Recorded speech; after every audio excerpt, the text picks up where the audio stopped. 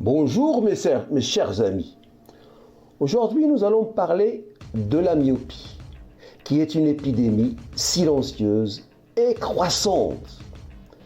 La myopie n'est malheureusement pas connue par beaucoup de gens. Aujourd'hui, près de 40% des adultes en France sont myopes. Selon les experts, en 2050, ce chiffre pourrait atteindre 60%. Et pourtant, la myopie est une épidémie mondiale. Elle touche 2,5 milliards de personnes dans le monde. Et si des mesures ne sont pas prises, en 2050, ce nombre sera de 5 milliards, a averti le docteur Thierry Bour, président du syndicat national des ophtalmologistes français. En France, la prévalence de la myopie était de 15% en 1950. De nos jours, elle est de 40%. Dans certaines régions d'Asie, 90% des jeunes adultes sont myopes. Plusieurs facteurs influencent la progression de la myopie. Il y a les facteurs environnementaux, de l'omniprésence des écrans et du manque de lumière naturelle à l'étude pendant de longues périodes et au travail de près. Et ces facteurs se combinent à des facteurs génétiques.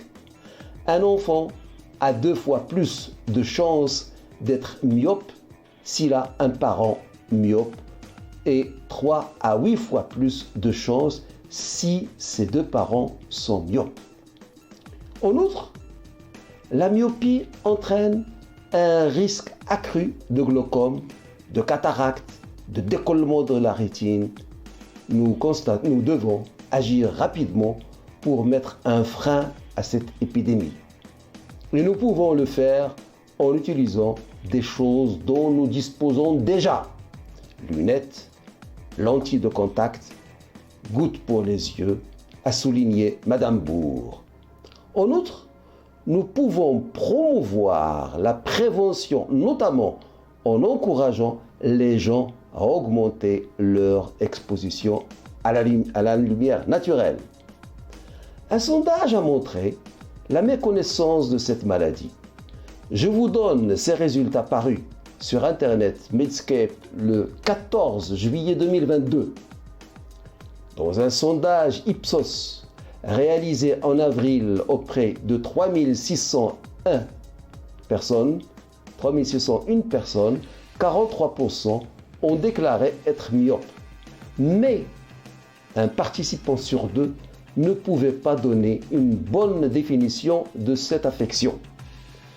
Et la plupart des parents ne connaissent pas les signes qui suggèrent qu'un enfant peut être myope, comme le clignement excessif des yeux, les maux de tête fréquents, la fatigue oculaire et l'écriture minuscule. L'enquête Ipsos a également révélé une méconnaissance des facteurs de risque de la myopie, comme le fait de passer beaucoup de temps à lire chaque jour et de s'exposer peu à la lumière du soleil. Et beaucoup ne savent pas que l'hérédité joue un rôle. Seuls 23% des répondants savaient que plus un enfant passe de temps à l'extérieur, moins il risque de développer une myopie. Ils ne savaient donc pas que pour éviter qu'un enfant ne devienne myope, il faut lui fournir suffisamment de lumière lorsqu'il fait des activités sur un écran.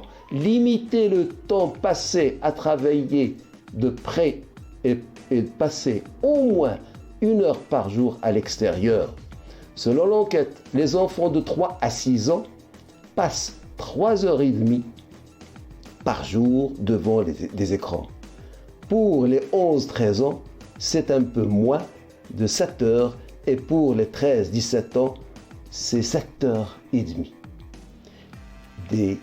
Un tiers des personnes interrogées ne savaient pas qu'il est important de dépister la myopie chez les enfants dès le plus jeune âge, alors que 2 tiers savent qu'il est recommandé de consulter un ophtalmologiste avant l'entrée en CP. Différentes mesures doivent être prises en œuvre pour freiner la myopie infantile, a déclaré Dominique Bermond-Gignac, chef de service d'ophtalmologie de l'hôpital universitaire d'enfants Necker-Enfants Malades à Paris.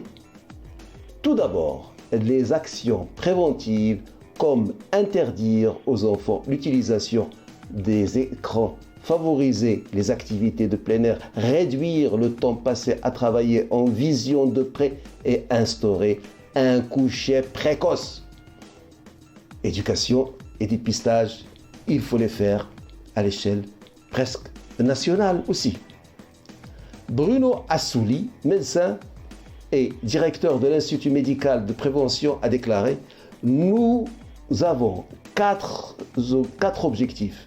Sensibiliser aux risques liés à la myopie, inciter au dépistage précoce pour les personnes à risque, inciter les personnes qui ont une forte myopie à se faire contrôler régulièrement et mobiliser les professionnels de santé, ophtalmologistes et pédiatres pour mieux éduquer les patients à la myopie. Voilà ce que j'ai à vous dire aujourd'hui. Si vous avez aimé cette vidéo, vous pouvez liker comme vous pouvez vous abonner en cliquant sur la clochette. Flash Actu Santé vous remercie et vous donne rendez-vous demain. Au revoir.